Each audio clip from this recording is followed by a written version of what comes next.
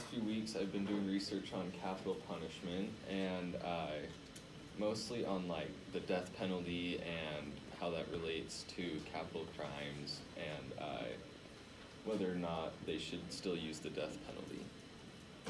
And so there are like 5 main methods of execution that are used today, and they are lethal injection, electrocution, gas chamber, firing squad, and then hanging is still an option, but it's widely, it's become extremely obsolete in the past, like, century.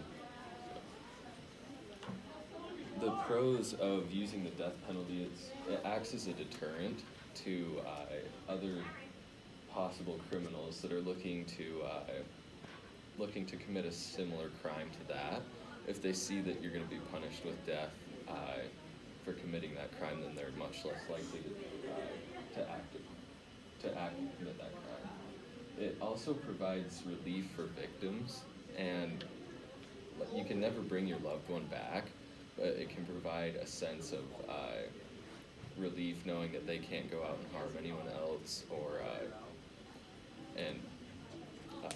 you don't have to live knowing that they're living and your loved one is not. That's kind of the life for life concept. It's kind of a revenge aspect of the death penalty, and it is also very costly to keep prisoners through like extended prison sentences and life sentences. It's much more costly than to execute them early on. Some of the cons is the morality. A lot of people think it's inhumane and falls under cruel and unusual punishment to kill another human being, and that kind of ties in with the value of human life. If everyone's life is precious, then no matter how bad the crime you committed is, everyone should have a chance to live. And then there have been lethal injection drug shortages, and that has caused complications and caused people to have to extend their execution dates due to the shortage of those drugs. I personally think that the death penalty should continue to be used, and I think that because there are a lot of personal stories that you see when researching this topic, and I think that if I had a loved one that was killed by someone else in vain, then living on the same planet or the same country with them would be difficult for me to handle, and not know that they are being well fed and kept in a prison somewhere, and that I could never have my loved one back. There's really no obvious solution, so it's difficult to find a middle ground, because you could look at one person and say, you could have everyone on the same page and say that man should die. I used Ted Bundy for an example. There were rallies and parties on the day of his execution, and the opposite side of that would be someone who has committed a lesser crime, isn't in the public eye, and some people will say yes, they still deserve the death penalty as part of the law, and the other side would say no, he shouldn't, this isn't a horrible enough crime. So there's always that aspect of who's bad and who's not, or who's bad and who's worse, and it's difficult to kind of agree for the opposing sides to agree on that issue. So it is kind of, there's some controversy over if it's like too cliche, like an eye for an eye rather than justice. Like someone goes out and kills a loved one and you get the death penalty for closure. There's controversy around that being like if it's just for revenge and for the relief of the people who are affected, or if there really is justice to it, and if the punishment is appropriate and should match the crime.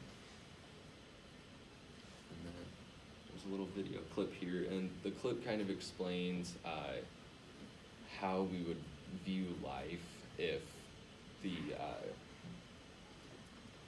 the punishment for murder would be lessened, and how that would make human life less valuable.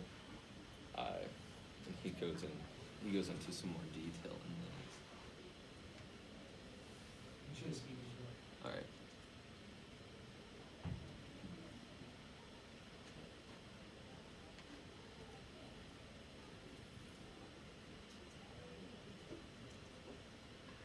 Opponents of capital punishment also argue that keeping all murderers alive sanctifies the value of human life. But the opposite is true. Keeping every murderer alive cheapens human life because it belittles murder. That's easily proven. Imagine that the punishment for murder were the same as the punishment for driving over the speed limit. Wouldn't that belittle murder and thereby cheapen human life? Of course it would. Society teaches how bad an action is by the punishment it metes out. And what about the pain inflicted on the loved ones of those murdered? For most people, their suffering is immeasurably increased, knowing that the person who murdered their family member or friend, and who in many cases inflicted unimaginable terror, is alive and being cared for. Of course, putting the murderer to death doesn't bring back their loved one, but it sure does provide some sense of justice. So, a good example, I'll go back to Ted Bundy, is that, let me just get back there. So, Ted Bundy is an example of that sense of justice. Although the entire country wasn't affected by what he did, in a way they were, and as people started to figure out who he was and what these crimes or how these crimes he committed were connected, it kind of brings everyone in on it. And again, he had parties and there were people parading outside of the prison he was executed in, and it was all about that feeling of relief after this man would be gone for doing something so heinous. And that was it.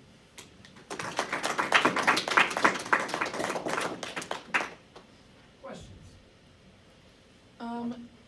Just kind of in your opinion, obviously I haven't been to jail, but like, if jail seems to be like a very bad place to be, like that's almost a punishment in itself, what's your opinion on like keeping people in jail as a punishment, and like maybe, I mean that's a pretty bad punishment based off of like, or just like killing them Yeah. immediately. So, keeping someone on death row is death row is single jail cells and you live by yourself with no one else. And you get, certain like commodities in there. You can have, up to 3 electric appliances, whether that's a microwave or a fan or a radio. So there's certain things that these inmates receive while they're on death row that, that would be like beneficial to their life.